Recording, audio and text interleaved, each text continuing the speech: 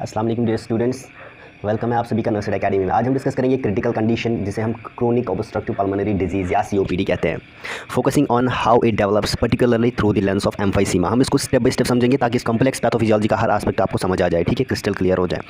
तो सबसे पहला स्टेप होता है कोई भी ईटियोलॉजिकल फैक्टर आता है, स्पेशली हम स्मोकिंग की बात करते हैं यहाँ पे। एम्फाइसीमा और सीओपीडी के डेवलपमेंट में सबसे पहला फैक्टर जो कंट्रीब्यूट करता है वो है ईटियोलॉजिकल फैक्टर्स, जिसमें स्मोकिंग एक सिग्निफिकेंट रोल प्ले करती है। जब कोई भी पर्सन लंबे समय तक सिगरेट स्मोक करता है तो स्मोक जो है, स्मोक में जो टॉक्सिक केमिकल्स होते हैं वो डायरेक्टली लंग्स को डैमेज करते हैं। ये केमिकल्स इन्फ्लेमेटरी रेस्पॉन्स को ट्रिगर करते हैं जिससे लंग्स में क्रोनिक इन्फ्लेमेशन डेवलप हो जाती है। उसके बाद दूसरा स्टेप होता है न्यूट्रोफिल्स और मैक्रोफेज का इंक्रीज होना। क्रोनिक इन्फ्लेमेशन के रिजल्ट में लंग्स में न्यूट्रोफिल्स और मैक्रोफेज का इन्फ्लक्स होता है। ये इम्यून सेल्स जो है इन्फेक्शन और टिश्यू डैमेज के रेस्पॉन्स में एक्टिवेट होते हैं। लेकिन जब ये सेल्स जो है एक्सेसिव हो जाती हैं तो ये लंग्स के नॉर्मल टिश्यूज़ को भी डैमेज कर सकते हैं, जो एम्फाइसीमा के पैथोफिजियोलॉजी में अगले स्टेप की कह सकते हैं शुरुआत होती है या स्टार्टिंग पॉइंट होता है अगला स्टेप, ठीक है। देन उसके बाद जो है अल्फा 1 एंटीट्रिप्सिन जो प्रोटीन होता है उसकी डेफिशिएंसी हो जाती है, ठीक है। कुछ पेशेंट्स में जेनेटिक फैक्टर्स की वजह से अल्फा 1 एंटीट्रिप्सिन एंजाइम की डेफिशिएंसी हो सकती है। अल्फा 1 एंटीट्रिप्सिन एक प्रोटेक्टिव एंजाइम होता है जो लंग्स के इलास्टिक टिश्यूज़ को डिग्रेडेशन से बचाता है, ठीक है। लेकिन जब ये एंजाइम डेफिशिएंट होता है तो लंग टिश्यूज़ के डैमेज होने का रिस्क बढ़ जाता है, specially in the presence of chronic inflammation. Then उसके बाद फोर्थ स्टेप है हमारा ट्रिप्सिन जो है, जैसे ही अल्फा 1 एंटीट्रिप्सिन की डेफिशिएंसी हो गई तो ट्रिप्सिन जो है वो इंक्रीज होता है। अल्फा 1 एंटीट्रिप्सिन की डेफिशिएंसी की वजह से लंग्स में ट्रिप्सिन एंजाइम का लेवल इंक्रीज हो जाता है। ट्रिप्सिन क्या होता है, एक प्रोटियोलिटिक एंजाइम होता है जो इलास्टिन और दूसरे लंग टिश्यूज़ को ब्रेक डाउन करता है। इस प्रोसेस के थ्रू लंग टिश्यूज़ और इलास्टिसिटी जो होती है लंग्स की ग्रेजुअली रिड्यूस होने लगती है, ठीक है। देन उसके बाद फिफ्थ स्टेप होता है इम्बैलेंस बिटवीन इलास्टेस एंड प्रोटीएस। इस कंडीशन में इलास्टेस और प्रोटीएस एंजाइम्स के बीच एक इम्बैलेंस डेवलप हो जाता है। इलास्टेस एंजाइम लंग्स के इलास्टिक फाइबर्स को डिस्ट्रॉय करता है और जब प्रोटीएस एंजाइम्स इसको एडिक्वेटली रेगुलेट नहीं कर पाते तो ये इम्बैलेंस फर्दर टिश्यू डिस्ट्रक्शन को लीड करता है। देन उसके बाद है सिक्स्थ पॉइंट हमारा break down of elastin and connective tissues in the lungs. इस इम्बैलेंस के नतीजे में, इस इम्बैलेंस के रिजल्ट में लंग्स के इलास्टिन और कनेक्टिव टिश्यूज का ब्रेक डाउन होने लगता है, ठीक है। इलास्टिन जो कि लंग्स के इलास्टिसिटी को मेंटेन करता है वो ग्रेजुअली डिग्रेड होने लगता है जिससे लंग्स अपनी इलास्टिक रिकॉइल कैपेसिटी खो देते हैं। ये सिचुएशन इवेंचुअली लंग फंक्शन को सीवियरली इंपेयर करती है, ठीक है।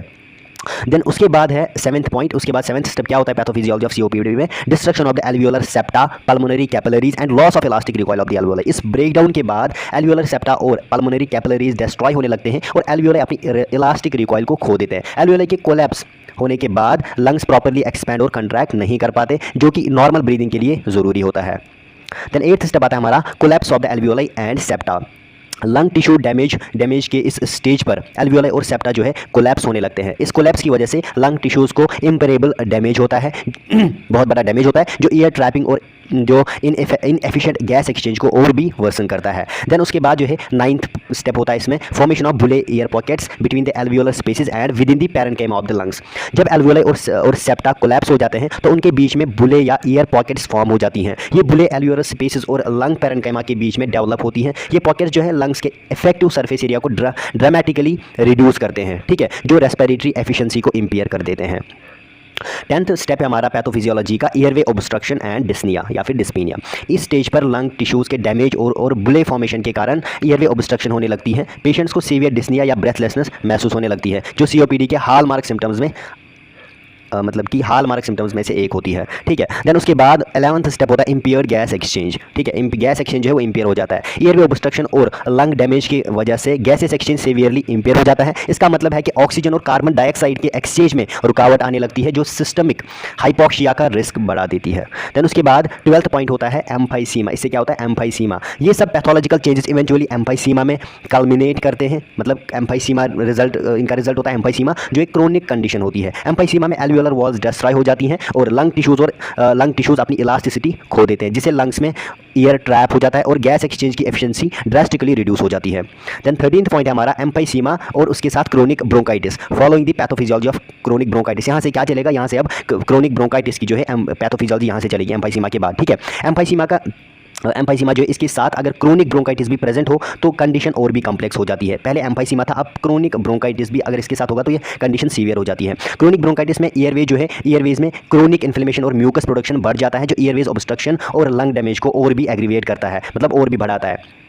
ठीक है। देन उसके बाद होता है abnormal inflammation of lung along with impure gas exchange and airway obstruction. इस ड्यूअल पैथोलॉजी के साथ, ड्यूअल पैथोलॉजी मतलब जो पहले एमफाईसी में हमने पढ़ा, देन उसके साथ साथ क्या हुआ, ये ब्रोंकाई क्रोनिक ब्रोंकाइटिस हुआ। इन दोनों की पैथोफिजियोलॉजी के साथ, पैथोलॉजी के साथ लंग्स में एबनॉर्मल इन्फ्लेमेशन हो जाता है और गैसेस एक्सचेंज जो है और एयरवे ऑब्स्ट्रक्शन और भी सीवियर हो जाते हैं, जो सीओपीडी की सीवियरिटी को और ज़्यादा बढ़ा देते हैं। देन उसके बाद जो है 15th पॉइंट है हमारा formation of scar tissue. Chronic inflammation के जो क्रोनिसिटी की वजह से, मतलब बहुत ज़्यादा समय तक जब ये क्रोनिक इन्फ्लेमेशन चलती है, लंग टिश्यूज़ में स्कार टिश्यू फॉर्म होने लगता है। ये स्कार टिश्यू जो है लंग टिश्यूज़ को स्टिफ और लेस इलास्टिक बनाता है, जिससे नॉर्मल लंग फंक्शन जो है मेंटेन करना और भी मुश्किल पड़ जाता है, और भी जो है उसको बहुत मुश्किल होता है उसको मेंटेन करना, उसकी फंक्शनिंग को, ठीक है।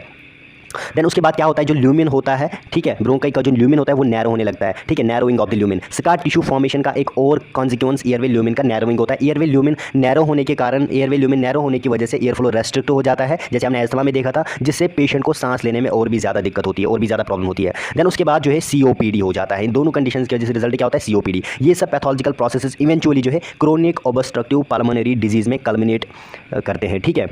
मतलब सीओपीडी रिजल्ट होता है इसका। सीओपीडी एक इरिवर्सिबल लंग डिजीज़ होती है जो कि पेशेंट्स की रेस्पिरेटरी फंक्शंस को सीवियरली कंप्रोमाइज़ कर देती है और उनके क्वालिटी ऑफ लाइफ को बहुत नेगेटिवली इंपैक्ट करती है, ठीक है। ये थी पैथोफिजियोलॉजी ऑफ सीओपीडी, जैसे हमने देखा कि एम्फाइसीमा भी होता है उसमें और क्रोनिक ब्रोंकाइटिस भी होता है। अगर हम कंक्लूजन देखें इसका तो ये था जो है, ये सीओपीडी हमने पढ़ा, इसकी पैथोफिजियोलॉजी पढ़ी हमने, focusing on how emphysema develops through a series of complex and interconnected steps. हर एक स्टेप को समझना ज़रूरी है ताकि जो है हम इस क्रोनिक कंडीशन को इफेक्टिवली मैनेज कर सकें। उम्मीद है कि आप सबको ये कंसेप्ट क्लियरली समझ आ गया होगा। अगर आपको ये वीडियो इन्फॉर्मेटिव लगी है, आपको ये वीडियो पसंद आता है तो प्लीज़ लाइक, शेयर और सब्सक्राइब जरूर करें। हम मिलेंगे नेक्स्ट वीडियो में एक नए टॉपिक के साथ। तब तक के लिए खुदा हाफिज़।